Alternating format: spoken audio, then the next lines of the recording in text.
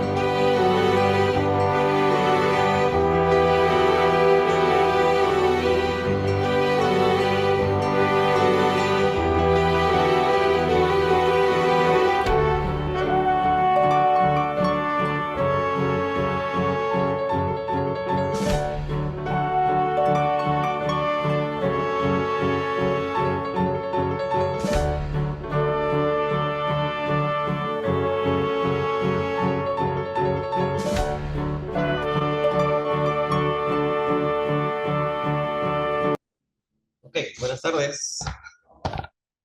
Maestros, maestras, ¿qué tal? ¿Cómo están? Maestra Raida, maestra Janet, maestra Sane, Shane, Maciel, Roger, maestra Carmen, maestra Elizabeth. Muy buenas tardes, maestros, maestras. Qué gusto de poder tener este espacio con ustedes de formación. Buenas tardes, maestra Rosa. Soy el profesor Miguel Miranda. Hoy vamos a compartir una sesión de tres sesiones y nos vamos a centrar un poco en el estudio de la enseñanza básicamente de la matemática, ¿no? Y hablar sobre la enseñanza de matemática es hablar sobre diferentes aspectos y algunos aspectos vamos a estar abordándolos hacia los inicios de los talleres para luego centrarnos más en actividades y estrategias muy puntuales, ¿no? Vamos a recordar un poco la mirada de las competencias, no es una mirada sobre la enseñanza de la matemática, una mirada sobre los propósitos, sobre los logros, sobre los objetivos, sobre qué es lo que quiero lograr como docente a nivel de enseñanza de la matemática, y luego nutrirnos de diferentes estrategias, ¿no? En este taller vamos a abordar las cuatro estrategias de aprendizaje, cuatro estrategias para abordar las competencias, ¿no? Vamos a trabajar las cuatro competencias con estrategias variadas, ¿de acuerdo? Y la idea de este taller es que me gustaría que sea lo más vivencial posible, es decir, les voy a proponer el uso de algunos recursos concretos, me gustaría que tengan a mano algunos plumones, hojas reciclables, algunas fichas, de repente hoy di un base 10 y al final del taller les voy a comentar un poco qué es lo que queremos para la siguiente clase, les voy a enviar algunos imprimibles, les voy a compartir tanto a nivel del grupo de WhatsApp como a nivel del chat del Zoom, diferentes recursos virtuales para hacer que este curso sea lo más provechoso posible y que nos permita tener criterio de abordaje y de enseñanza durante este año 2025, ¿no? Este 2025 también es desafiante, es un año bastante, con bastantes metas, con eh, bastantes desafíos a nivel de aprendizaje, ¿no? Es un año donde tendríamos que ir ya cerrando esa brecha que se generó en pandemia, en el mejor de los casos, y proponiendo el desarrollo y potenciando un conjunto de habilidades de pensamiento. Entonces vamos a hablar sobre ello también. Me gustaría que en el momento que ustedes lo consideran, pueden encender su micro presionando, si no me equivoco, el tabulador. Y si hay algún tema de cómo encender micros, lo pueden escribir en el chat y lo vamos viendo. Pero sí me gustaría que podamos ir interactuando también para poder escuchar sus apreciaciones, sus pareceres y también sus estrategias, ¿no? Este es un espacio donde vamos a aprender todos y siéntanse cómodos para poder realizar las preguntas y las consultas que ustedes necesiten aclarar, reforzar y construir, ¿no? Todo aprendizaje es constructivo y en ese marco vamos a estar dialogando también. Y algunos puntos claves para el inicio, básicamente participación, ¿no?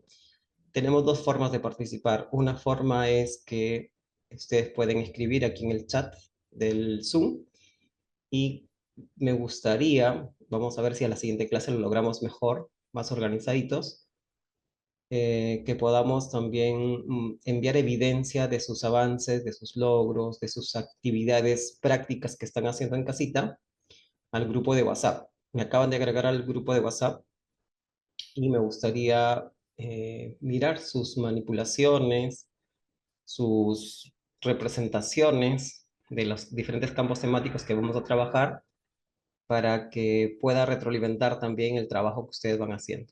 ¿De acuerdo? Entonces, en esa medida, podemos hacer que sea provechoso lo más que se pueda, ¿no? Entonces, tenemos dos medios de comunicación, ¿no? Uno que es el chat del Zoom y el grupo de WhatsApp también para mostrar básicamente evidencias de trabajo del taller.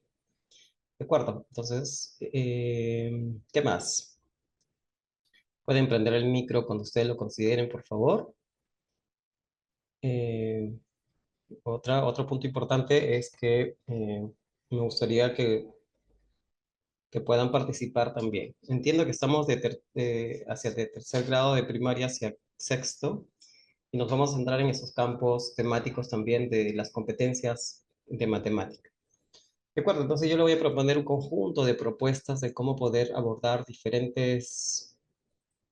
eh, las competencias y los campos temáticos, y si hay alguna necesidad de ustedes que se quiera reforzar también, se podrían incluir en los talleres que vienen. ¿De acuerdo? Porque siempre a veces hay un tema, un campo temático eh,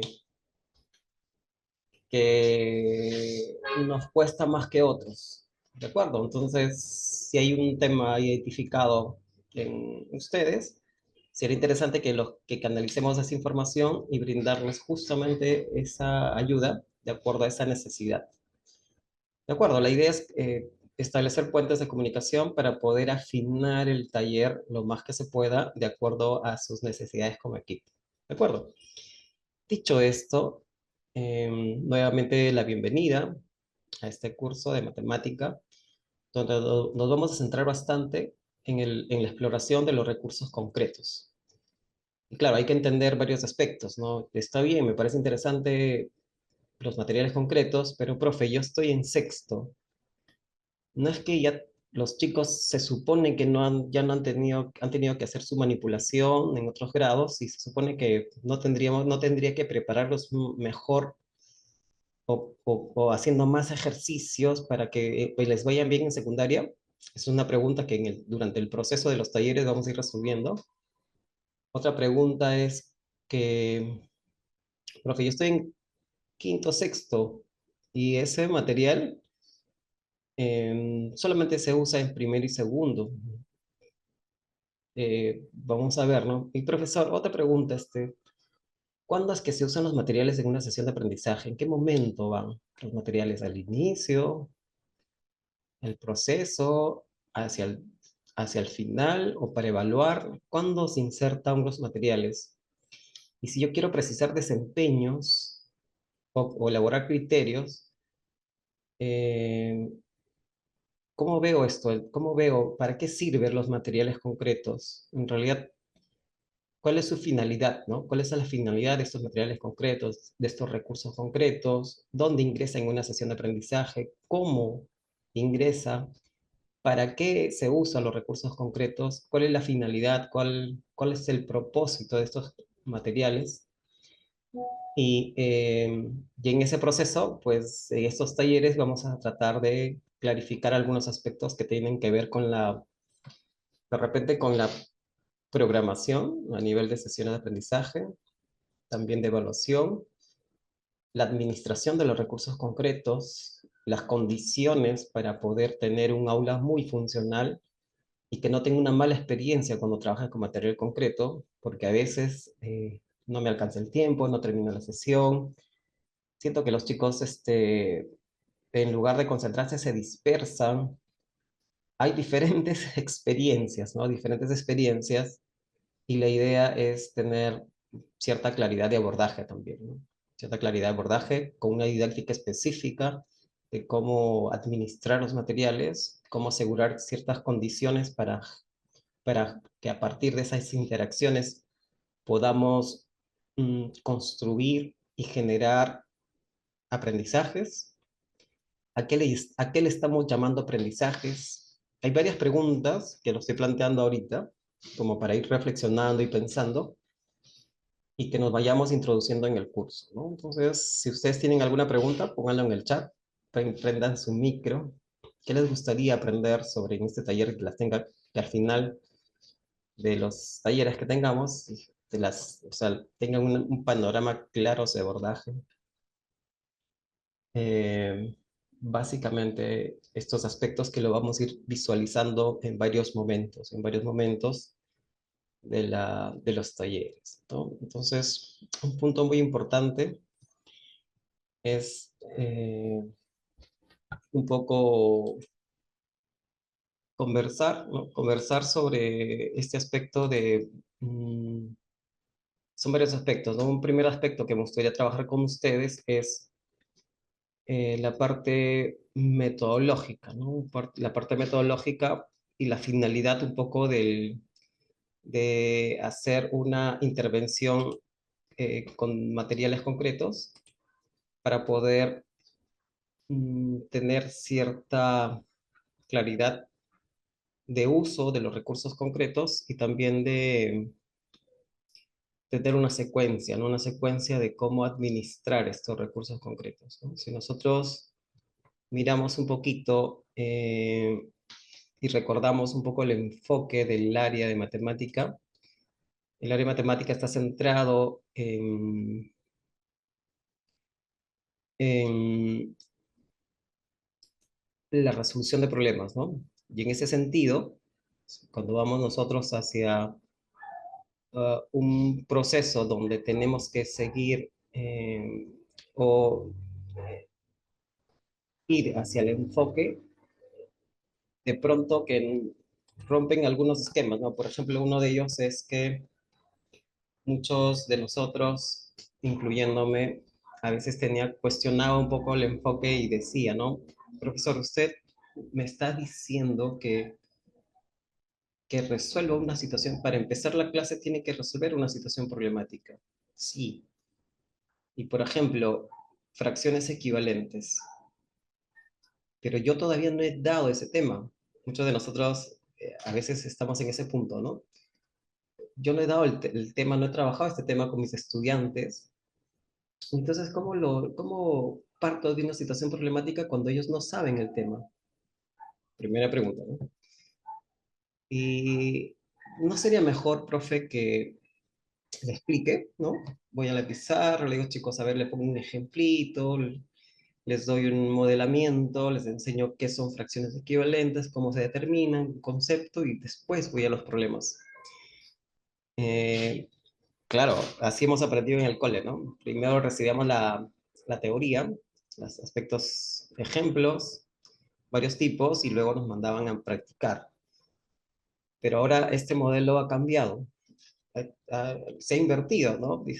Ahora nos dicen que tenemos que empezar siempre de situaciones problemáticas, de retos, de desafíos, de conflictos cognitivos, de situaciones variadas, situaciones gráficas, situaciones escritas, situaciones variadas, situaciones problemáticas, pero tenemos que iniciar desde una situación problemática y con preguntas desafiantes, ¿no? Con preguntas que permitan eh, que el estudiante, en base a varias acciones, pueda construir por sí mismo el aprendizaje.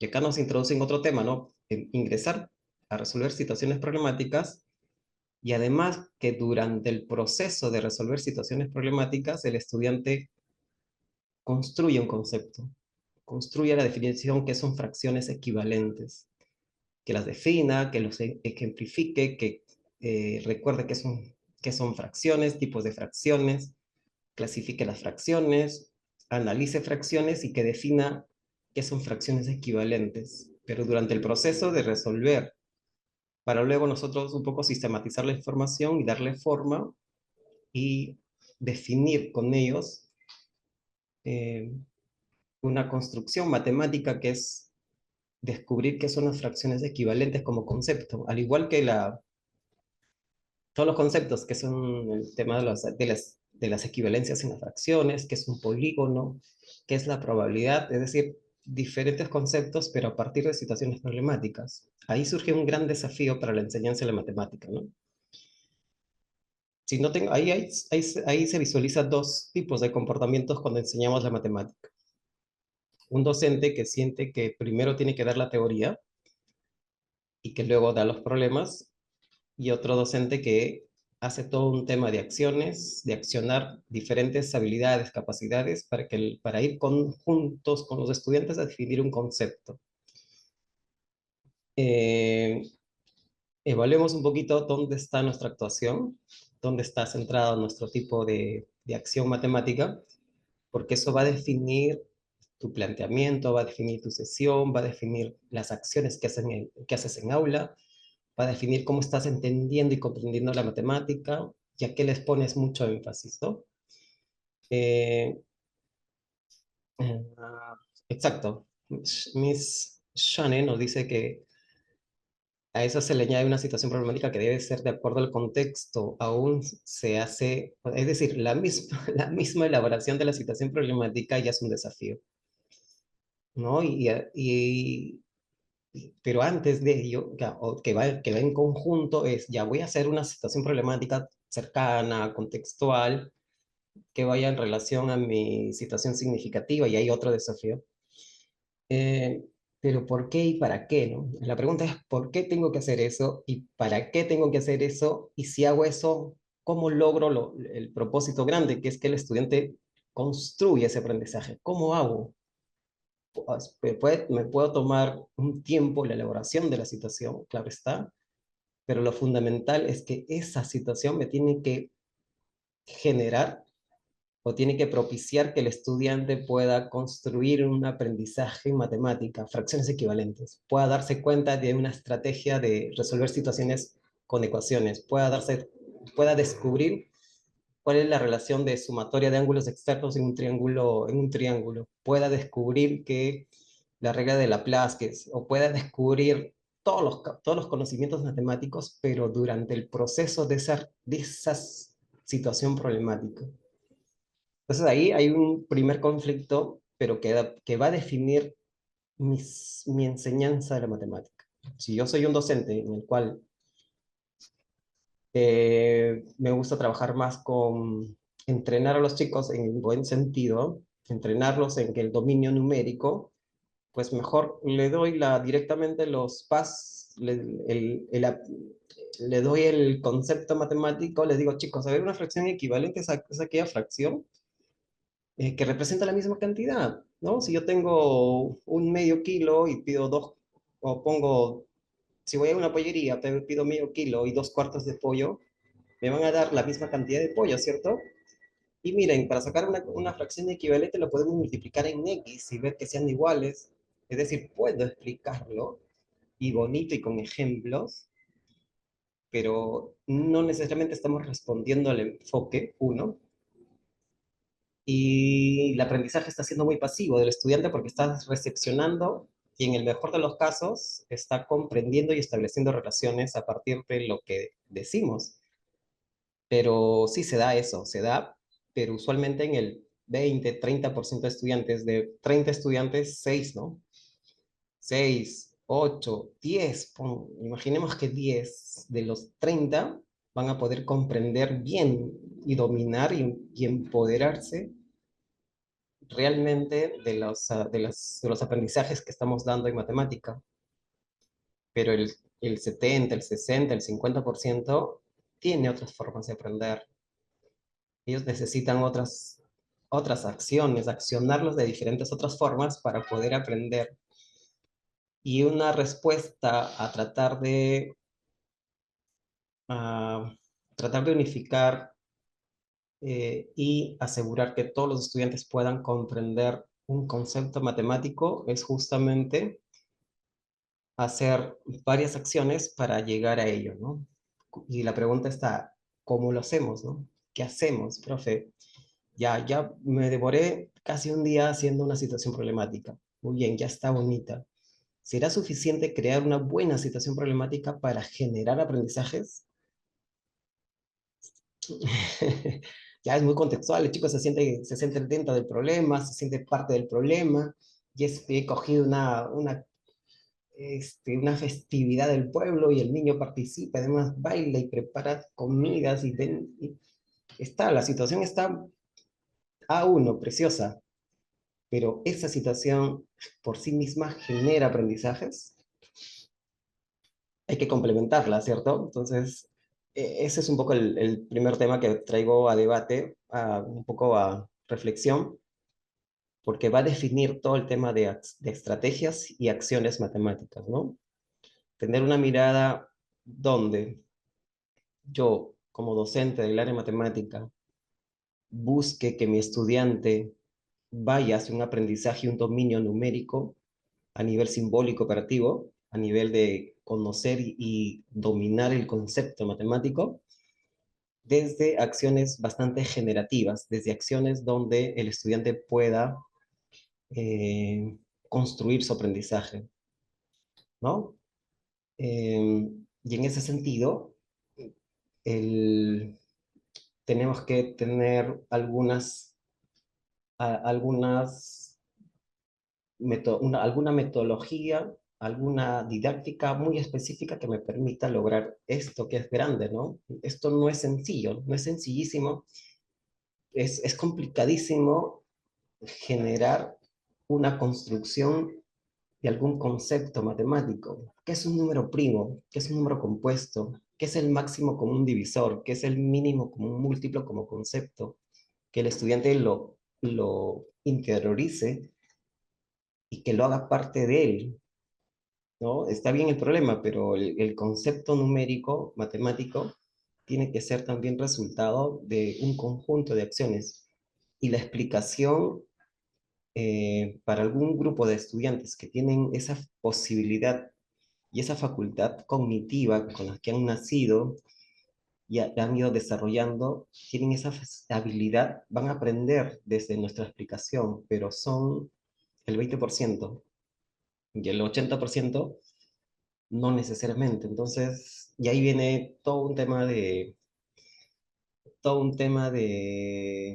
teóricos, un tema de procesos y un tema de secuencias que seguir para lograr este objetivo que el estudiante pueda construir aprendizajes, ¿no? Entonces, en esa mirada, si es que este 25 yo quiero apuntar hacia hacer que mi estudiante tenga un dominio real de la matemática, pues una mirada es darle énfasis y valor a los procesos constructivos para poder generar aprendizajes propios en la matemática y que lo más importante, además del aprendizaje nocional, conceptual de la matemática, es todo el proceso que conlleva a ese punto, ¿no? A veces eh, el concepto, ¿no? Ese concepto, esa noción matemática va a ser un medio, no es la finalidad, sino es un medio que hay que llegar con mucha claridad, pero va a ser un medio fundamental para desarrollar a la persona. Es decir, en educación lo que buscamos nosotros es desarrollar mentes, desarrollar actitudes, desarrollar habilidades, desarrollar capacidades, hacer que la persona sea capaz por sí misma de construir sus metas y tener la habilidad mental, los recursos mentales, las estructuras de pensamiento y razonamiento que le permitan alcanzar metas en su vida, que no sea una persona limitada mentalmente a nivel de pensamiento. Pero ¿cómo se hace eso, no? Eso se hace durante ese proceso de construir un concepto matemático. Las demás áreas las demás áreas también lo hacen en sus acciones, ¿no? Pero en el caso de matemática, es ese proceso que hay que activar desde plantear la situación problemática hasta conceptualizar una noción matemática, que hay una brecha, un camino que hay que recorrer para llegar a construir una noción matemática, pero la riqueza está en el trayecto, porque en ese trayecto vas desarrollando habilidades, estructuras de pensamiento, habilidades comunicativas, habilidades de argumentación, habilidades de estructuración, de procesos de estructuración cerebral, ¿no? En ese proceso es que vamos formando a la persona y que después de haber seguido un proceso posterior a la presentación de la situación problemática hasta la conceptualización, que tenemos que ponerle mucho énfasis. A veces tenemos una mirada donde ya me esfuerzo mucho en la situación problemática y le explico todo cómo resolverlo y todo este camino lleno de riqueza se nubla, se reduce a la explicación del docente y a la ejercitación sin comprensión y en mucho sentido de entrenar a los chicos, de dar fichas tras fichas o ejercicios tras ejercicios y decirles, es que así es, ¿no? ¿Por qué, profesor, que un medio más un tercio le tengo que sacar mínimo con un múltiplo? Porque así es, así se resuelve. Bueno. Y además, el mínimo pasa a dividir. ¿Por qué se divide? Porque así es. Y el resultado pasa a multiplicar. ¿Pero por qué? ¿Qué noción matemática está detrás? Eh, 125 entre 12. 125. Evalúa los dos primeros dígitos. Evalúa el primer dígito y fíjate si es mayor o menor. 125 entre 8. Coge el primer dígito. 1 es mayor o menor que el 8. Menor. Ah, ya. Entonces no puedes repartirlo a 8. Coge el siguiente dígito. 2. Ya. 12. ¿Puedes repartirlo a 8? Sí. ¿Cuánto le daría 8? 1. ¿Cuánto te quedaría? 4. Baja el siguiente cifra. Digamos que la matemática lastimosamente ha caído en un tema procedimental sin mucho sentido, porque el 1, el 125, si coges la primera cifra, no es 1, en realidad es 100. Y 100 sí puede repartirlo a 8 personas. Pero el algoritmo, el procedimiento, te dice que no, que si es 1, o sea, no mira el número, sino mira el dígito 1, y si no lo puedes repartir a 8, pues coge la siguiente cifra en una división, ¿no? Pero eso no es real. Eso es un procedimiento. Pero para muchos chicos comprender eso es complicado. No es, es sencillo, pero es confuso. Tiene doble mensaje. Porque el uno no es uno en realidad, porque es 100. Y 100 se puede repartirlo a otro, a un grupo de 8. Tienes 100 vacas y puedes ponerlo en 8 corrales. O sea, sí se puede hacer. Es muy mecánico, como dice Mission, y sin mucha comprensión. Pero a veces vamos a eso, ¿no? Presentamos la situación problemática y le enseñamos mecanicismos, operaciones, sin mucha relación, mucho sentido, y los entrenamos, los practicamos, tienes que practicar. Los papás no me apoyan porque no lo hacen practicar, o sea, no lo hacen hacer ejercitándose, ejercitándose, pero de una ejercitación muy mecánica, sin poca comprensión, sin mucho sentido.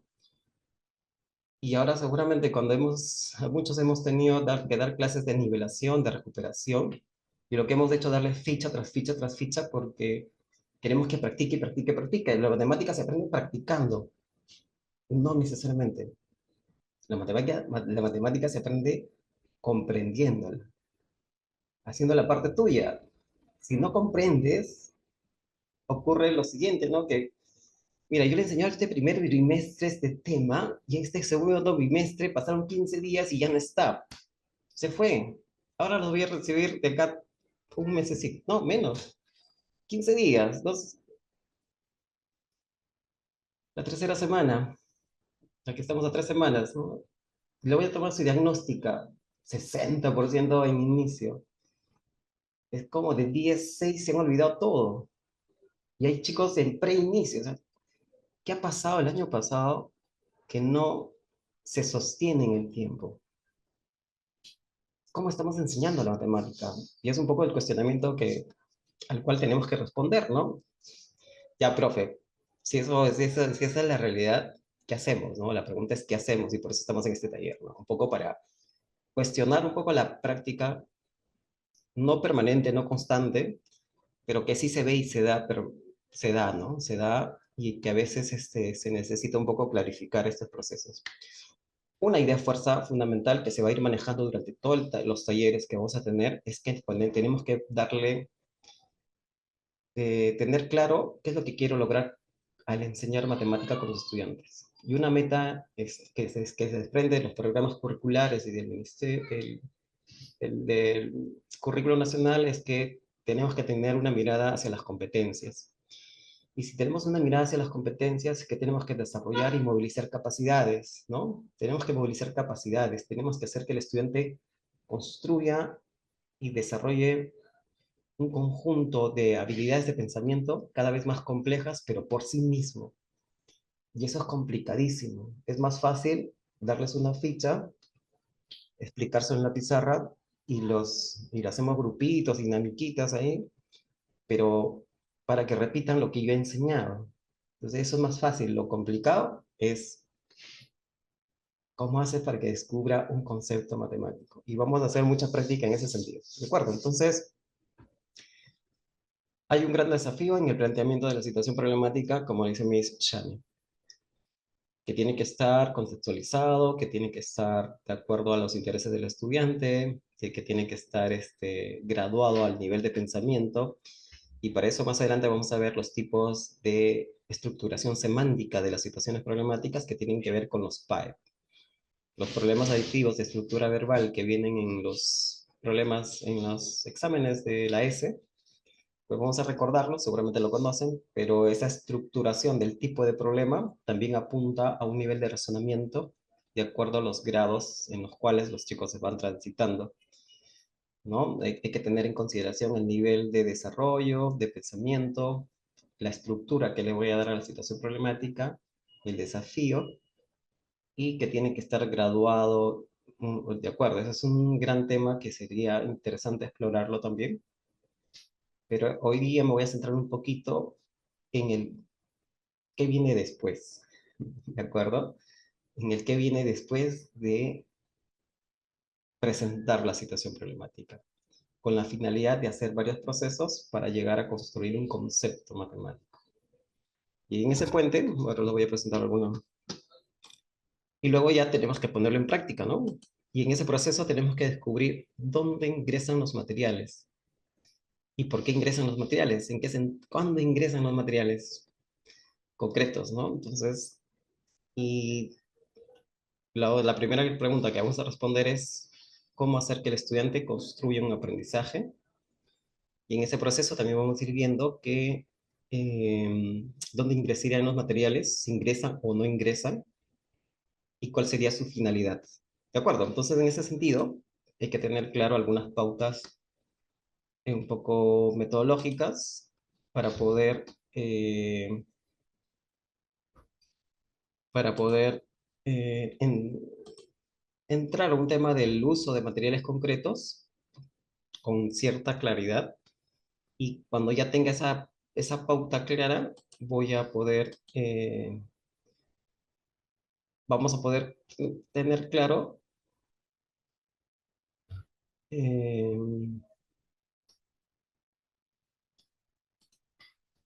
varios aspectos didácticos y metodológicos, ¿de acuerdo? Entonces voy a, por un segundito, acá, aquí, y ya, bueno, vamos. Ya, voy a compartir pantalla y vamos a un aspecto importante, ¿no? En ese punto en el cual nosotros justamente vamos a hacer un tránsito de la situación problemática y pasar por varios procesos y construir el concepto matemático, a ese grupo de pasos se le conoce como procesos didácticos específicos del área matemática, ¿no? Entonces, básicamente un proceso didáctico es un conjunto de pasos. Es decir, yo les preguntaría, ¿no? Profes, ¿qué pasos siguen ustedes para que el estudiante pueda llegar a conceptualizar, a construir conceptos matemáticos?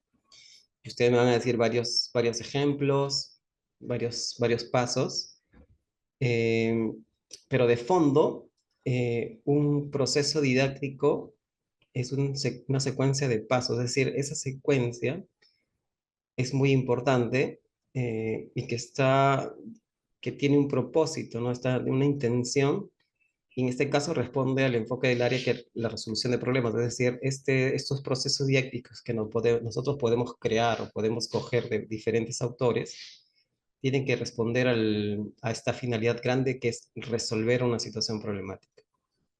Nosotros podemos crear situaciones problemáticas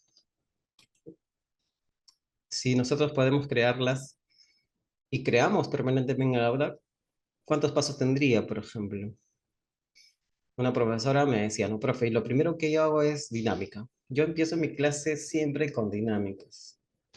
Pero, profe, pero usted ya presentó el problema. Sí, pero una vez que yo presento el problema, le pongo una dinámica pequeñita. Entonces, para crear condiciones, ya está. Y una vez que ya he creado la dinámica, segundo paso, lo que hago, profe, es comprender el problema. Comprendo el problema. Le llamo comprendo.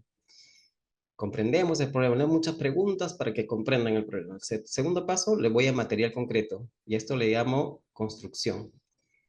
Y luego hago que los chicos empiecen a presentar sus trabajos y entre todos definimos un concepto y luego practicamos. 5 pasitos que hacía la maestra. Interesante. Tenía cierta claridad, ¿no? Ciertos procesos y le funcionaba muy bien. Entonces, y así como la maestra, muchos de nosotros seguimos varios procesos que a veces nosotros los creamos o que cogemos de algún autor, ¿no? Por ejemplo, uno de los más conocidos y los que se usan con mayor frecuencia es en secundaria, que es Polya, ¿no? Que básicamente que cuando presentamos un problema, que el estudiante tenga claridad sobre la situación problemática. En primaria también se usa este método.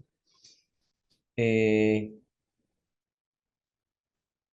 una vez que comprenda, pero claro, comprender es complejo. ¿Qué acciones tendríamos que hacer durante ese proceso de comprensión?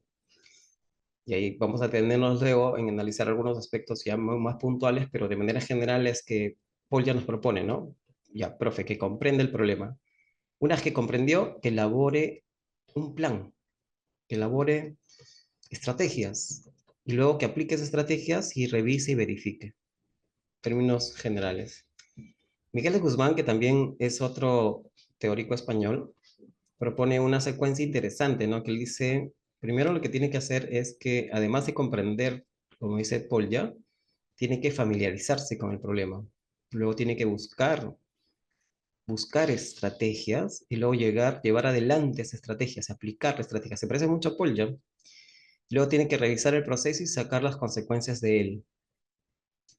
¿Ok? Pero acá es muy similar, pero Miguel de Guzmán a este primer proceso le llama familiarización. Es una acción más que comprensión. Implica comprensión, pero es un poquito más.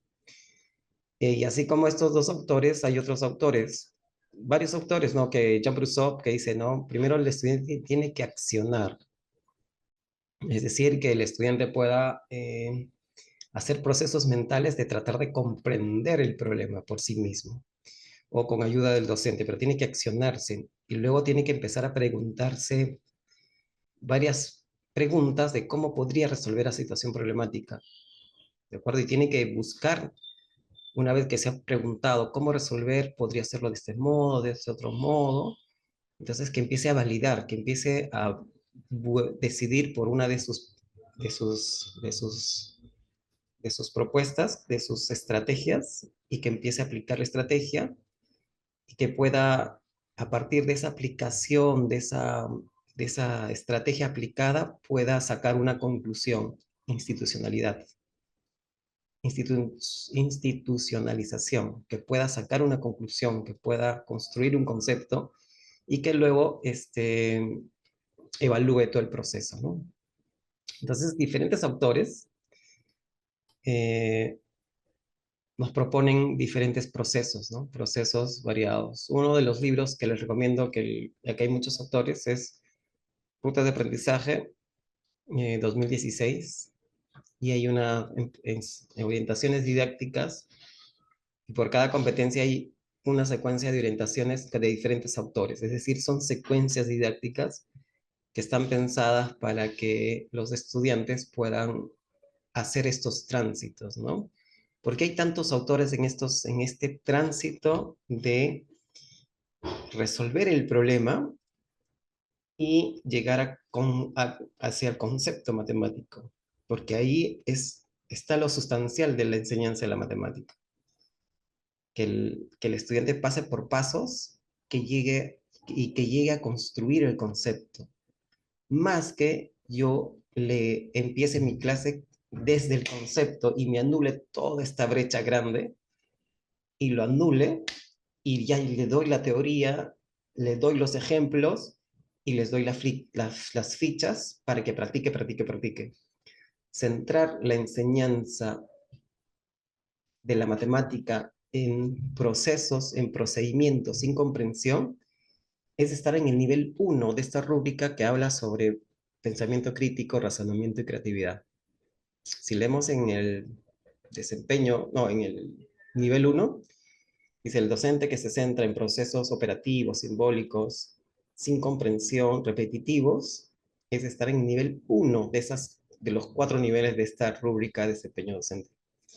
Eso también nos dice que tenemos que centrar el pensamiento crítico, razonamiento y la creatividad en un conjunto de pasos y procesos para llegar a esos estadios de razonamiento cada vez más complejos, ¿no? Entonces nos detenemos un poco en analizar esta secuencia de pasos porque va a permitir que el estudiante construya conceptos matemáticos que son conceptos simbólicos y abstractos. Pero para poder abstraer, para poder llegar a procesos simbólicos abstractos, hay que seguir una secuencia de pasos. No es que le digo directamente la noción matemática, ¿no? Lo que está sumando pásalo a restar, lo que está restando pásalo a sumar en una ecuación, lo que multiplica lo paso a dividir. O sea, le doy el concepto, le doy el procedimiento y mi trabajo más fuerte va a ser en entrenarlo en ese sentido. Pedir apoyo a los papás para que lo sigan entrenando, y eso, y el estudiante, muchos de ellos, eh, la matemática se empieza a transformarse en un monstruo, en un ser cada vez menos comprensible, más alejado a él, una barrera, se empieza a levantar una muralla, porque no entendí qué es las fracciones, no entendí qué es un decimal, porcentaje, ecuaciones. El profesor me explicó, lo repito, pero no se queda conmigo, y que mi sueño en primaria era tener una carrera ligada a las ciencias, ingenierías, hoy simplemente hecho de proyectarme para ser un profesional, eh, a veces se levanta una barrera tan grande que muchos chicos en cuarto, quinto, secundaria, uno ve, habla con ellos y dicen totalmente desorientados, no saben qué hacer porque no saben resolver una ecuación, no saben resolver no comprenden que son fracciones heterogéneas y cómo resolverlas. Y eso lo están trabajando desde quinto o cuarto grado primario.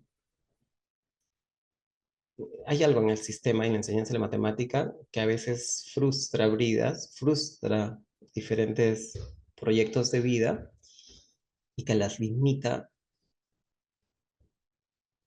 y no solamente a él, ¿no? A su generación que viene y a la sociedad en sí. Entonces, muchos países que han podido cambiar esta mirada han podido transformar sus procesos educativos de enseñanza de la matemática, pues han empezado a crecer como nación también. Un resultado de ellos es Singapur, ¿no? Singapur, que varios años consecutivos está arriba en las evaluaciones PISA, pero cuando uno va a ver qué acciones están haciendo los chicos en los colegios de Singapur, es seguir procesos constructivos y generativos, ¿no?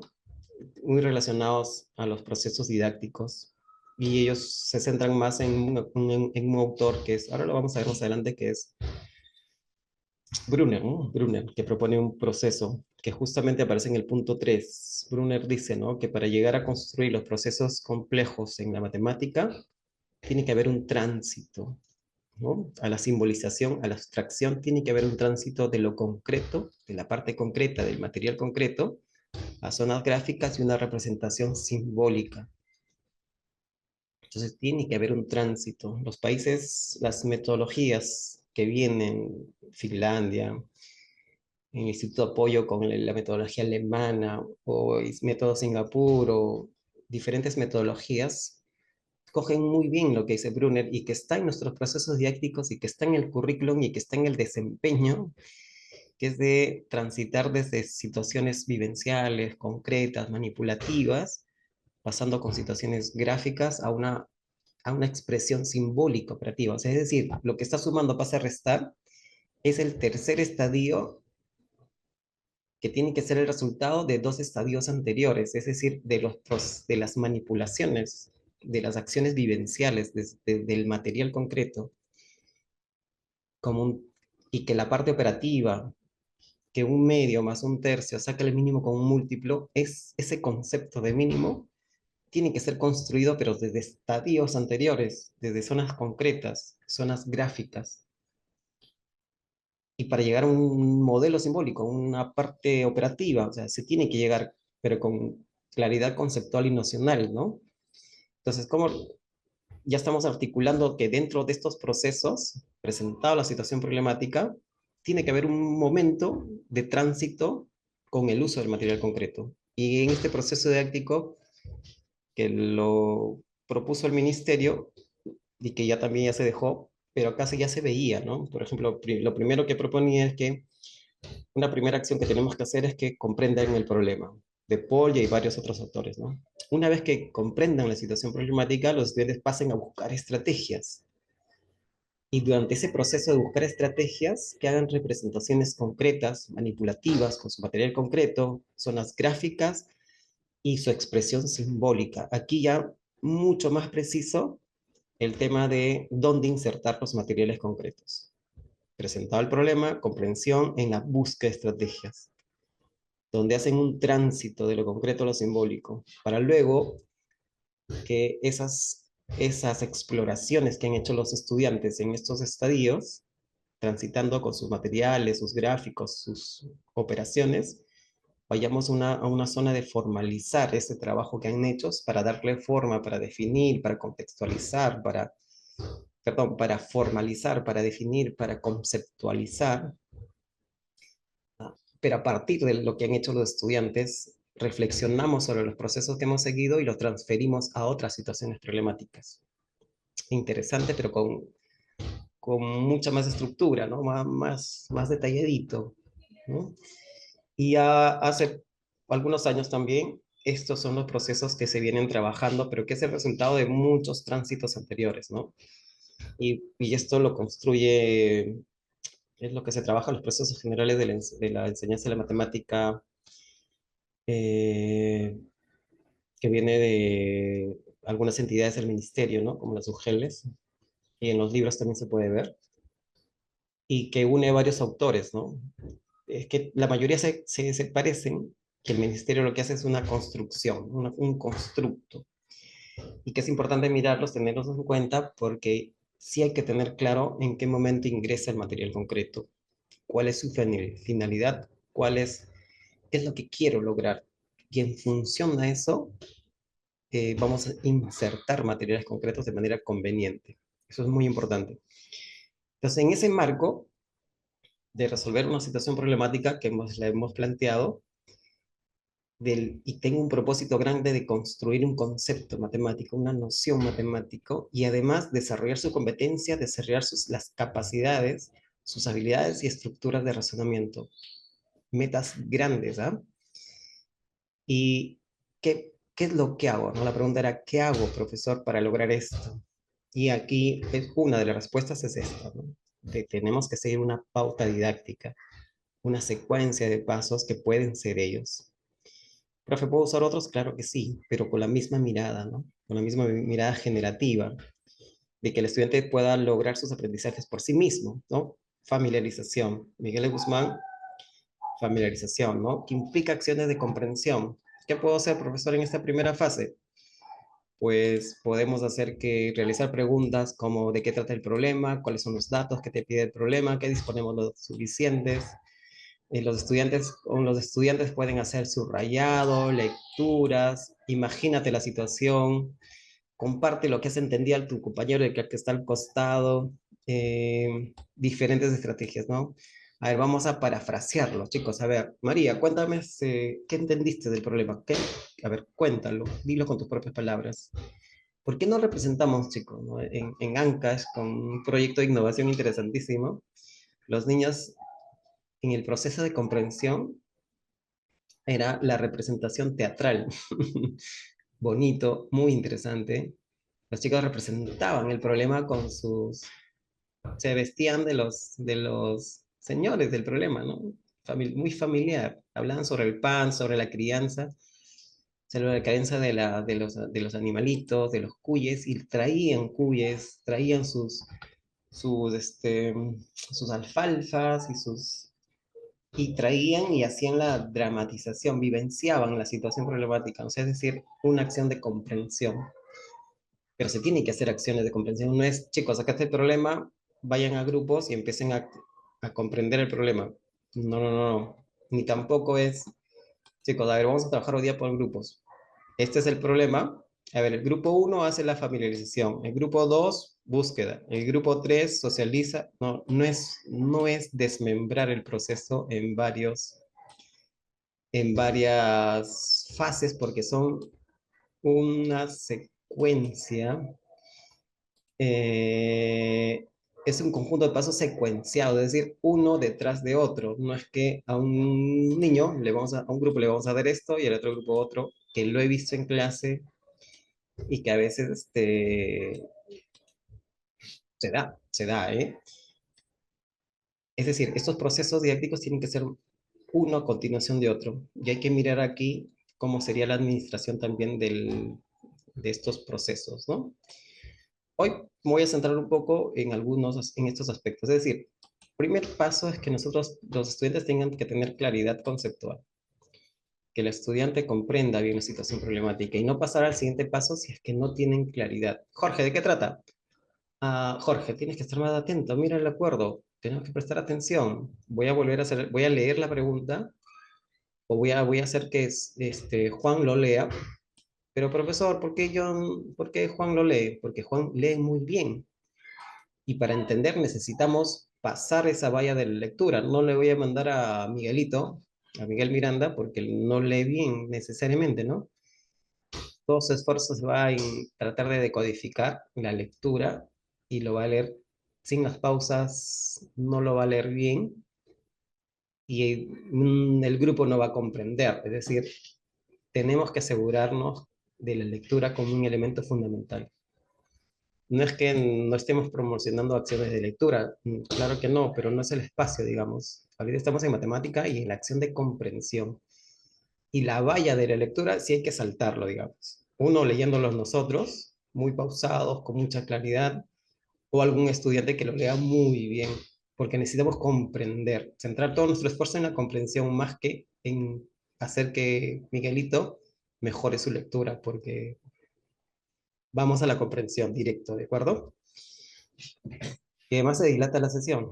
Eh, ya en comunicación, otras áreas, de repente nos detenemos en promover la lectura. No estoy yendo en contra de la lectura, y que no se malentienda, pero sí es importante pasar esa valla de la lectura, subrayando, identificando datos, comprendiendo el dato. Jorge, este dato, el 2500 en el problema, ¿qué significa? Y a veces no tienen ni idea, ¿no? Vamos a leer de nuevo. Miren, y hago preguntas y preguntas hasta que quede claro el problema. No podemos pasar a la siguiente fase si es que no está claro el problema, porque no van a saber qué hacer. Esto no es tan rápido como decir de qué trata el problema, cuáles son los datos, qué te pide. Tres preguntitas que a veces lo decimos siempre y que no te asegura que han comprendido. Todos lo tienen que comprender y preocúpate más por aquellos que menos comprenden y ellos lo tienen que verbalizar. Pero es importantísimo que comprendan. Una vez pasada esa valla de la comprensión, que lo hemos hecho con todo el grupo, y esta es una orientación bonita, que lo hemos hecho con todo el grupo, que voy a anotar y luego comparto mi pizarra, que lo hicimos con todo el grupo. Ahora, chicos, vámonos a buscar una solución al problema. Profesor, yo no sé qué son fracciones equivalentes, ¿sí? Pero intenta representar. ¿Qué pasa si te digo que lo explores? Representa el problema con el material concreto y trata de ver si es que encuentras alguna relación matemática. Y entre todos vamos a hacer el esfuerzo de definir qué son fracciones equivalentes. Pero no es que tenga que conocer el concepto para no hacer la actividad. Es por eso mismo que en la búsqueda de estrategias, para hacerlo más amigable, más simple, ingresan los materiales concretos. Chicos, a ver, no conocemos el concepto todavía, sino vamos a descubrirlo. Miguel comió medio pollo, su hermana comió 2 cuartos de pollo y su primo comió 4 octavos de pollo. ¿Quién se comió más pollo, chicos? Profe, 4 octavos, se comió más arroz, más papita. No, no, no, miremos solamente el pollo. 4 octavos será mayor que un medio. Sí, profe, porque está el 4 y el 8, el medio 1 y el 2. Muy bien, vamos a grupos, vamos a representar y representemos y hablemos sobre ello. Es decir, en esta segunda fase ingresan los materiales concretos, están en grupos máximo de a 4, para cualquier otra actividad también. ¿Por qué 5 no, 6 no? Porque el quinto ya está jugando y el sexto está haciendo otra cosa. En 4 es más manejable. 3 ideal, 4 también. Y además a los 4 los he organizado. Otro punto importantísimo para ingresar materiales, necesito que lo cuiden, que, que lo administren, necesito que no se estén peleando con el material, varias cosas ahí cuando ingresa el material. Y es por eso que ese grupo de 4 estudiantes tiene que estar organizado. Este grupo de 4, hay un coordinador, el que mira que todos estén participando, que todos estén representando, que todos hagan la acción. Está el delegado de materiales, es el que trae los materiales del stand de materiales, los trae, lo pone en el centro de la mesa. El otro estudiante, el, cualquier nombre, pero el otro, el rol es que el que cuida, uno el coordinador, otro el de materiales, otro el de relaciones públicas, de repente puede ser, bueno, otro del tiempo, el que mira el tiempo, que todo estén avanzando, y el otro que el de relaciones públicas puede ser el de, que es el que hace preguntas para que todos vayan entendiendo. Es decir, los grupos tienen que estar organizados. En la misma acción de organizar equipos, organizar mesas, organizar estudiantes, va a ser fundamental para lograr aprendizajes, no solamente en matemáticas, sino en todas las áreas. Este 2025, nuestra aula tiene que estar muy organizada como aula y también como equipos de trabajo, con roles específicos para cada uno. ¿Sí? Si queremos un poquito ver y tener alguna idea de roles, por ejemplo, roles de trabajo cooperativo. Si yo coloco aquí roles de trabajo cooperativo y coloco imágenes, me sale muchos, pero puedo coger y inspirarme en uno de ellos, ¿no? Por ejemplo, este. Acá nomás, para no... acá hay un coordinador, por ejemplo, es que anima el equipo a seguir trabajando, el que comprueba que todos terminen la tarea a tiempo, el que hace diferentes coordinaciones, ¿no? El que dirige algún tipo de evaluación, evaluación, coevaluación en el grupo, pero tiene un rol específico. El portavoz es el que presenta los trabajos, las tareas, responde a las preguntas del profesor, pregunta las dudas del equipo al profesor o otro grupo. El controlador es que vigila que todo esté limpio, que es importante, y recogido, el que supervisa el nivel de ruido, ¿no? Porque a veces cuando están en equipo, a veces se levanta mucho ruido, pero ya tenemos un delegado que está mirando el ruido y que controla el tiempo y que cuida los materiales. Este rol cobra importancia cuando estamos haciendo con los materiales. El secretario es que comprueba que todos estén participando, que todos traen lo que tienen, aportan, ¿no? Traen sus trabajos, recuerda lo que lo que se tiene que resolver en la situación, ¿no? ¿Qué es lo que qué nos ha pedido el profesor? Anota lo que se estaba trabajando. Entonces, podemos hacer que nuestros equipos tengan roles, ¿no? Yo mis estudiantes tengo esto recortadito, le pongo nombres, lo hago más amigable y los tengo en tarjetas, ¿no? Ingreso al aula, muy bien chicos, ahorita un tema de organizarnos, de metas, y le decía, chicos, vamos a trabajar en matemática con materiales concretos. Necesitamos estar no solamente en matemática, sino en matemática, por ejemplo, vamos a trabajar con material concreto y necesitamos estar organizados. Cada vez que ustedes tienen que trabajar en equipos, si soy tutor, vienen otros profes, si fuera el caso, tienen que organizarse de estos modos, con estos roles. Y hablo sobre los roles y, y aquí es importante que los estudiantes estén organizados. ¿De acuerdo? Ahora, miren, estamos en un segundo paso, ¿no? Comprendimos el problema, ¿de acuerdo? Hemos comprendido el problema. Eh, mis, los roles usualmente se cambian depende, el criterio es el nivel de autonomía que tiene el aula, ¿no? Usual, a menos grados, tercero, cuarto, se sostienen más los roles que en quinto y sexto. Por ejemplo, cada 15 días se puede cambiar en quinto y sexto, hacia abajo en tercero y cuarto cada mes puede ser, y hacia primeros grados, de repente cada bimestre. Se sostienen, ¿no? Que se sostienen un poco más. Pero si usted quiere cambiarlos cada semana también, ¿no? Podría ser, pero cuando se sostiene por 15 días a un mes, funciona mejor, porque se empoderan más del rol al inicio. Luego ya van asumiendo roles.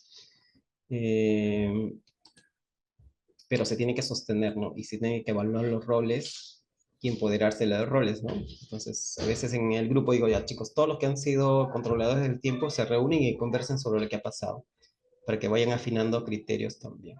Pero en los colegios donde he acompañado docentes, donde hemos insertado solamente la acción de organizar equipos, ha cambiado la dinámica de trabajo y y ha mejorado los aprendizajes en el aula, en todas las áreas, solamente organizarlos, ¿eh? Y si ustedes quieren ser mucho más precisos, y acá pongan ya, estos son los roles, ¿no? Sino ya, técnicas, se ponen técnicas de trabajo cooperativo, ya que hay técnicas específicas para hacer trabajo cooperativo. La siguiente clase les voy a preparar un poco de técnicas para conversarlo un poco. Ahora solamente organización de equipos, pero si alguien ya quiere ir adelantándose un poquito, les voy a enviar a través del grupo de WhatsApp también un documento de técnicas de trabajo cooperativo, con roles también, para que ustedes ya vayan viendo que hay técnicas para que todos los estudiantes de un equipo trabajen, ¿no? Que ni uno se quede sin trabajar, y para eso están las técnicas. ¿De acuerdo? Cooperativo, ¿ah? Colaborativo es un aprendizaje un poquito de mayor autonomía, donde no necesariamente porque tienes tu rol tienes que cooperar, sino que es mucho más autónomo, que es eh,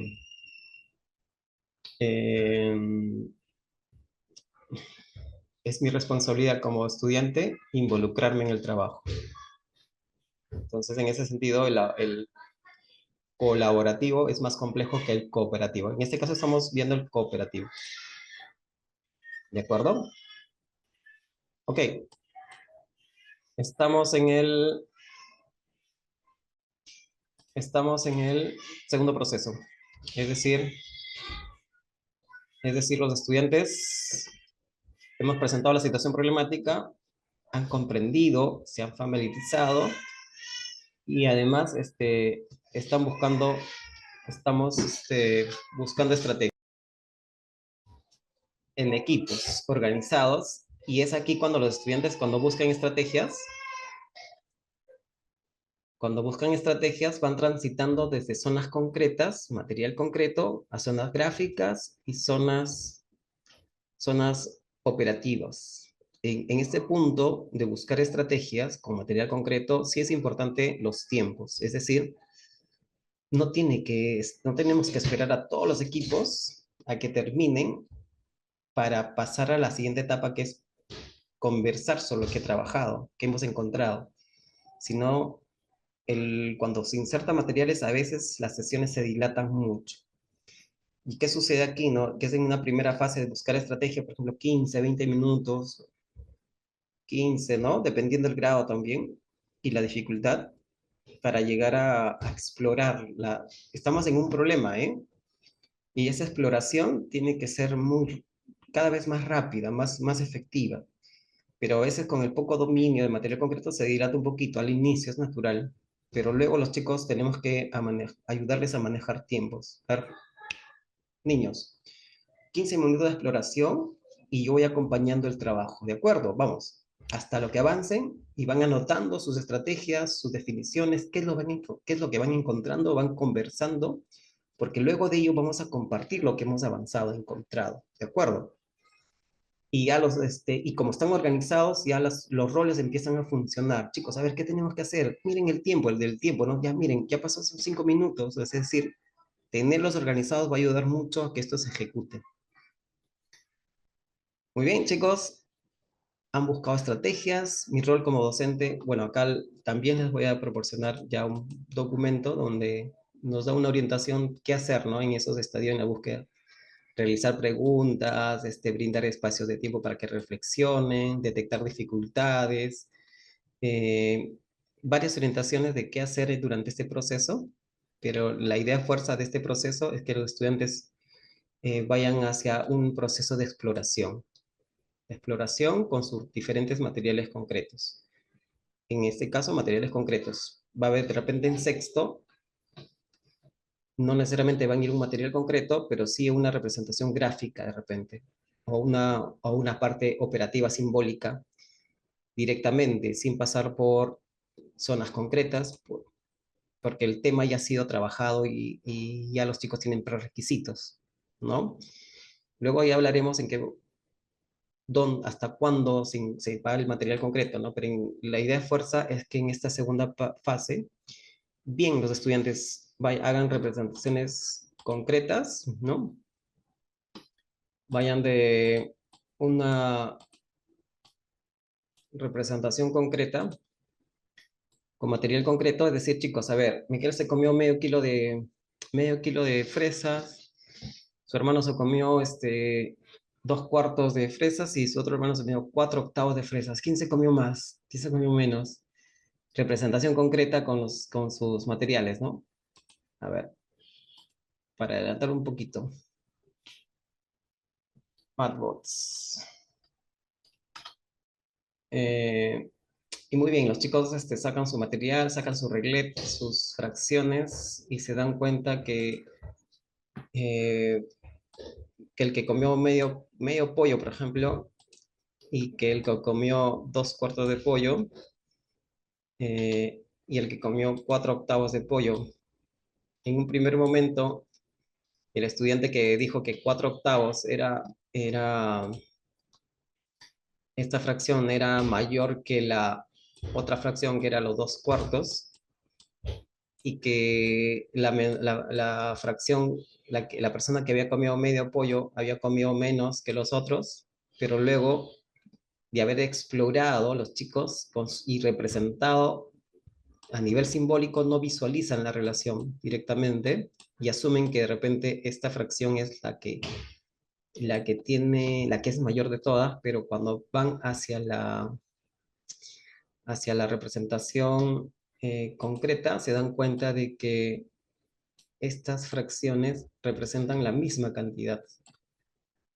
Y eso ya para muchos empiezan a descubrir y afianzar algún concepto, ¿no? Profesor, esas fracciones representan la misma cantidad. En realidad todos comieron la misma cantidad de pollo y, y van descubriendo que son fracciones equivalentes y van transitando desde zonas concretas a una representación simbólica, establecer esta relación. ¿A qué puedes llegar? ¿A qué conclusión puedes llegar? A que un medio representa es equivalente a 2 cuartos y 4 octavos. Entonces, los vamos acompañando, pero están en la segunda fase, ¿no? En la fase de representación en busca de estrategias, y ahí los estudiantes han buscado sus estrategias, han ido de lo concreto, algunos han pasado por lo pictórico, u otros no, de lo concreto directamente han pasado a la parte simbólica. Para otros problemas pueden empezar en la búsqueda de estrategias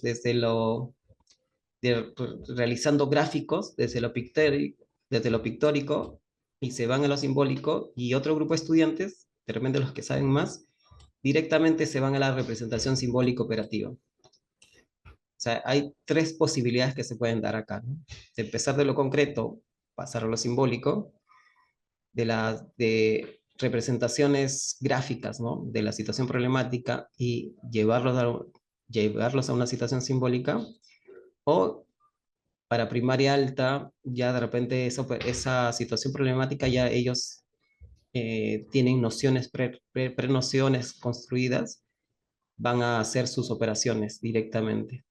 ¿Y cuál es la mejor ruta? En realidad eso lo va a definir el nivel de pensamiento del estudiante. Si yo voy a promover que todos vayan de lo concreto a lo simbólico, estoy seguro que esos chicos, los que más saben, se van a aburrir.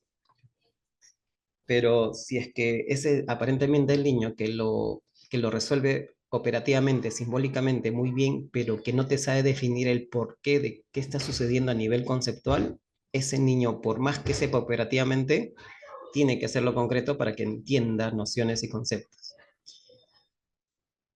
De acuerdo al grado, cuanto más van subiendo, la idea es que dejen el material concreto y hagan sus operaciones simbólicas, pero con mucha comprensión, ¿no? De lo que está sumando no es que pasa a restar, profesor, sino hay todo un tema de equivalencia, de equilibrio. Hay conceptos que se están manejando aquí dentro.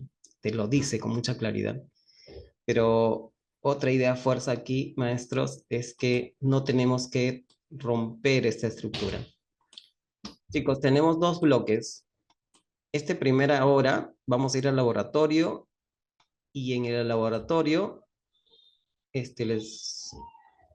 ustedes les voy a dar puro material concreto y la segunda hora vamos al salón y en el salón vamos a hacer puras operaciones simbólicas, ¿no? Es decir, toda una hora hicieron puro material concreto y la segunda hora puro operaciones. Aquí no tendría que darse eso, porque recuerden que esta secuencia es que estamos resolviendo una situación planteada al inicio, ¿no?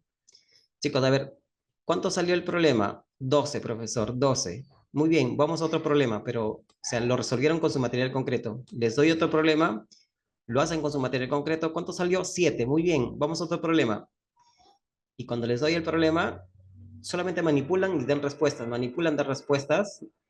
No puede ser fraccionado, sino que manipulan y esa manipulación lo tienen que expresar de manera simbólica, de manera operativa.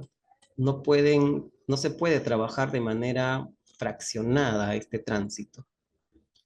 ¿De acuerdo? Eso es muy importante, sino que todo tiene que ser en calientito, pero otra idea fuerza aquí es que siempre, siempre, siempre, siempre llegamos a la parte simbólica. En todos los casos. No me puedo quedar en resolver problemas solamente en lo concreto con el material, o no me puedo resolver problemas solamente con gráficos y tablas, sino tengo que expresarlo de manera simbólica. Porque el desempeño 1 de la capacidad traduce, dice, ¿no? Realiza acciones de repartir, agrupar, desagrupar, juntar, agregar, quitar, pero es acciones, el desempeño, léanlo, dice, realiza acciones que está en lo concreto, y el desempeño dice, y los transforma en un modelo simbólico. El desempeño 1 de la competencia de cantidad y los otros desempeños que están relacionados también hablan sobre ese tránsito. El desempeño 1 de nuestro programa curricular habla sobre realiza acciones de agrupar, por ejemplo, de repartir con su material concreto, reparten con su base 10 y los transforma en un modelo de división, o sea, es decir, a nivel simbólico operativo. Eso es importante, por eso es que la recomendación es que si usamos material concreto, tenemos que transitar con ellos hasta la parte simbólica. Y acá hay otro punto importante que lo voy a reforzar durante las acciones ya con material concreto, es que tanto las acciones a nivel de material concreto y, y el algoritmo, el procedimiento, tienen que ser semejantes, tienen que ser similares, tienen que ser casi iguales, equivalentes, digamos. Porque iguales no son porque estos están concretos y están simbólicos, pero las mismas acciones los tiene que reflejar en la parte operativa. Si no, no tiene sentido el material concreto. Porque la idea es que el estudiante pueda comprender la operación, el procedimiento, el algoritmo, se lo conoces, el procedimiento de cómo resolver fracciones tal cual como manipuló. Y la parte simbólica operativa tiene que ser el reflejo de esa manipulación. Aquí no puede ser que manipularon de una forma y la operación dice otra cosa. ¿De acuerdo? Esto es mucho, digamos, de mucho fineza, así decir, de mucha precisión, porque hay que vernos, hay que ver cómo está manipulando el estudiante y que esa manipulación tiene que generar un modelo simbólico, ¿no? Una parte operativa, pero que converse con la parte concreta. A veces se manipula de una acción de una forma y se opera de otra forma. Ahí hay una ruptura también. Profesor, pero si yo uso material concreto en mis clases, ¿por qué no aprenden? ¿Por qué no aprenden si estoy usando material concreto? Una de las causas es que a veces el material concreto se usa de una forma y la operación dice otra cosa. Ejemplo, a veces cuando están con el base 10, están en una suma simple, 125 más 235. Y los niños en el material concreto empiezan por centenas, los cienes, las placas, ¿no?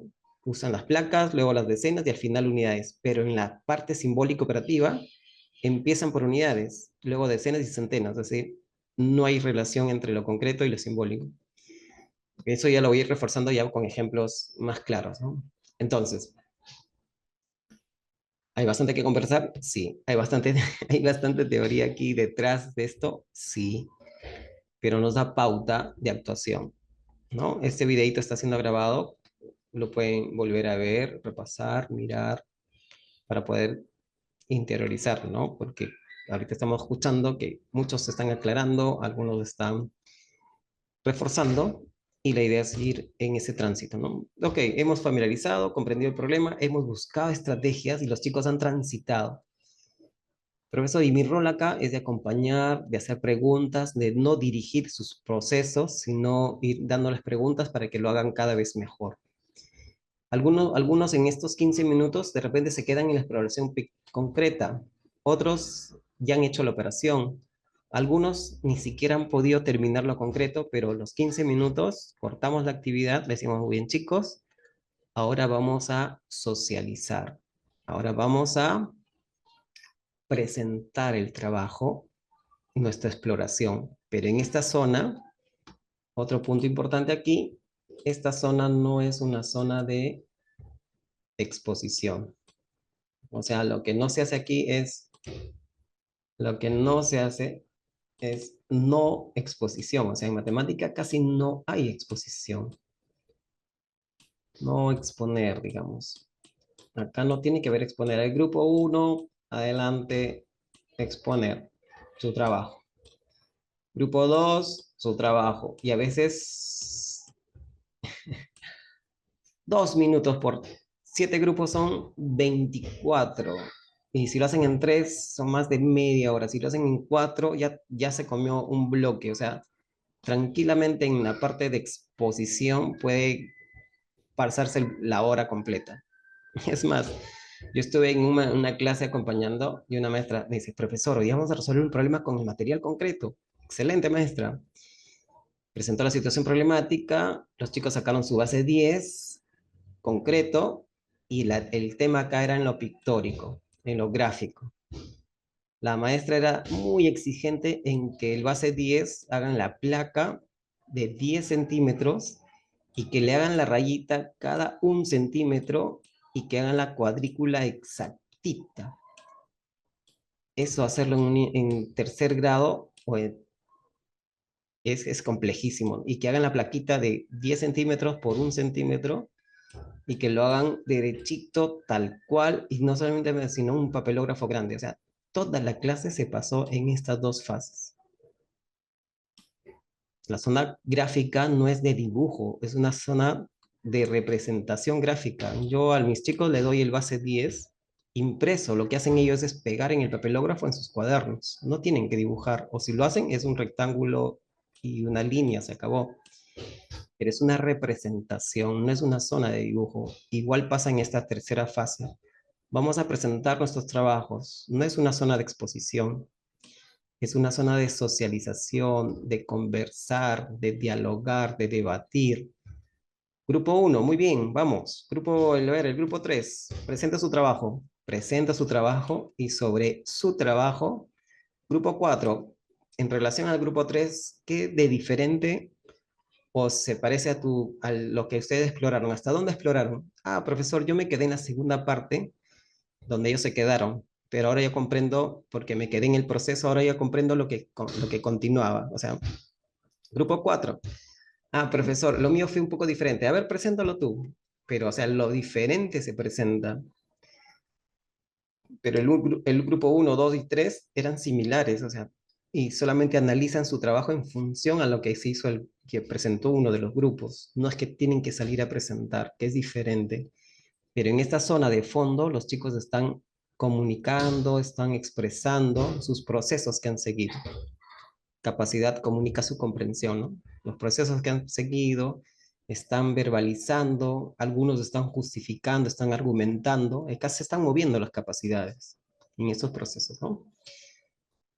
Comprendieron el problema, se fueron a buscar estrategias en grupos de A4, están organizados, usan materiales, controlamos el tiempo, pausamos la actividad y empezamos a socializar y a anotar en la pizarra las estrategias que salen, los preconceptos que salen, las conclusiones a las que van llegando los grupos. Como grupo de debate, conversando, anotamos las conclusiones a los cuales vamos llegando todos para que en conjunto formalicemos. Como paso 4, es decir, acá vayamos a armar el concepto, ¿no? Acá se arma, muy bien, miren cómo son las fracciones equivalentes. Miren, el grupo 1 ha dicho que un medio, 2 cuartos y 3 o 4 octavos representan la misma cantidad. Grupo 3, ¿cómo define el grupo qué son fracciones equivalentes? Cuando dos fracciones representan la misma cantidad, tienen el mismo valor, porque 2 cuartos de pollo equivalen a medio pollo. Es decir, acá, a partir de la actividad, cualquier sea el tema, aquí con los estudiantes vamos a conceptualizar, ¿no? Conceptualizamos, eh, reforzamos el concepto, pero es aquí cuando recién entra el concepto matemático. Chicos, yo le traía este concepto del libro. Miren, ¿qué dice el libro? ¿Qué dice esta página? ¿Se parece a nuestro concepto? No, sí, le está agregando este término. Introducimos términos, porque ellos de repente los términos sí no lo van a manejar, ¿no? Introducimos los términos, las expresiones simbólicas, esto se representa equivalencia. Entonces, aquí es cuando aclaramos, conceptualizamos, construimos, resaltamos una estrategia. A ver, el grupo 1 hizo esta estrategia 1. Le vamos a llamar estrategia 1 en referencia al grupo 1. Y paso 1, paso 2, paso 3, paso 4. El grupo 1 lo hizo en paso 4, siguiendo esto. Pero el grupo 2 hizo otra estrategia. Vamos a poner estrategia 2, que es similar, pero acá le han hecho solamente en 2, 3 pasos, pero han seguido otra forma. El grupo 4, acá surgen las estrategias. Organizamos esto bonito, conceptualizamos, ¿no? Estrategia 4. Muy bien, ellos han resuelto la situación problemática, pero haciendo este grupo de acciones. Y resaltamos sus estrategias. Esto lo que formalizamos, de repente puede ir al cuaderno. Chicos, muy bien, saque su cuaderno, anoten lo siguiente, cuaderno, pongan el tema, y este es el concepto al que hemos llegado todos. Estas son las estrategias las que vamos a reforzar. El cuaderno, y ahí vamos, los niños van a empezar a anotar los conceptos. Hay preguntas, no hay preguntas, hacemos repreguntas para que ellos de nuevo nos conceptualicen y que quede clarito el concepto. Es ahí cuando conceptualizamos. Muy bien, chicos, les he traído un regalito, más problemitas. Problemas ya acabados. Para pasar al punto 5, ya es aplicación, otros problemas de llama Santos Trigo, pero que es de reforzamiento, aplicación, de dominio numérico, ¿no? Si ya hemos hecho el concepto, hemos hecho el teorema 1, hemos descubierto que la suma de los ángulos internos es 180 y que los externos es 360, porque lo hemos descubierto entre todos, y hemos cortado papelitos y todo el tema y hemos conceptualizado, pues bien, acá viene una ficha aplicativa para seguir reforzando los conceptos que hemos descubierto. De repente esta ficha lo puede hacer en pares, en pares, unos unos 15 minutos y unos 10 minutos antes de terminar, siempre en matemática tiene que haber una zona individual. Individual, ¿no? Individual, donde el estudiante va a resolver uno o dos problemitas, donde podamos verlo, uno o dos problemitas, donde podamos verlo, cómo es que él comprendido el concepto numérico que hemos hecho en la clase y si es capaz de resolver o no una situación problemática. Y es aquí en este estadio individual donde usualmente los califico, si es que tengo que calificar, pero los evalúo sí, pero de manera un poco más fina y precisa, ¿no? Miguelito, él participó en la comprensión, él lee muy bien. Es más, yo lo vi muy animado con los materiales. Y además en el grupo ayudó a la conceptualización, hizo su estrategia con su equipo muy bien, pero aquí en la zona individual veo que todavía tiene dudas. Este niño que aparentemente era un A, todavía está en proceso, un B. Si quiero registro, pero lo importante tanto del registro de la calificación, entre comillas, o de darte cuenta que está en proceso, es porque vas a retroalimentar, ¿no? Estamos en el marco de evaluación formativa. Toda acción de registro de calificación o de observación es para retroalimentar, básicamente, ¿no? Pero miren, hemos empezado en un tema de familiarización donde los estudiantes en grupo hemos comprendido el problema, luego nos hemos ido a grupos de A4 con material concreto para tratar de buscar estrategias, hemos transitado lo concreto a lo simbólico, hemos representado nuestras diferentes representaciones, no es necesario que hayas terminado de seguir hasta donde hemos avanzado en esos 15 a 20 minutos. Juntos hemos llegado a conceptualizar, pero a partir del trabajo anterior, ¿no? Los chicos, a partir de los que han presentado, hemos debatido, hemos conceptualizado entre todos, hemos resaltado las estrategias, hemos resaltado de acuerdo a la competencia, ¿no? El teorema, la propiedad, y luego nos hemos ido a aplicarlo en una ficha, en el libro, en una ficha, en otros problemitas, y acá vamos practicando. Y en la zona de práctica puede ser en pares, o también puede ser, y siempre recomiendo que siempre tiene que haber una zona individual. Perdón, escribo mal con el mouse, individual, ¿no? Individual. Y en esta zona individual, uy, en esta zona individual ya se ve cuánto ha cuajado la sesión, ¿no? Si es que ha logrado impactar sobre los aprendizajes. Para que la siguiente clase, que es sobre la temática, esta ruta que hemos seguido va a ser mucho más rápida, porque ya hemos conceptualizado. Presentamos el problema, chicos, a ver, comprenden el problema, ya en la búsqueda ya saben estrategias, vamos a aplicar la estrategia, ¿no? Compartimos cómo hemos resuelto, reforzamos el concepto y vamos resolviendo, o sea, los problemas posteriores a la primera, que sí nos ha costado un poco porque hemos construido el concepto, ya la segunda, tercera, cuarta es más directa, ¿de acuerdo? Docente, ¿te gustó la clase? Si quieres acceder a más contenido como este y enriquecer tus estrategias de enseñanza, contáctanos a los siguientes números.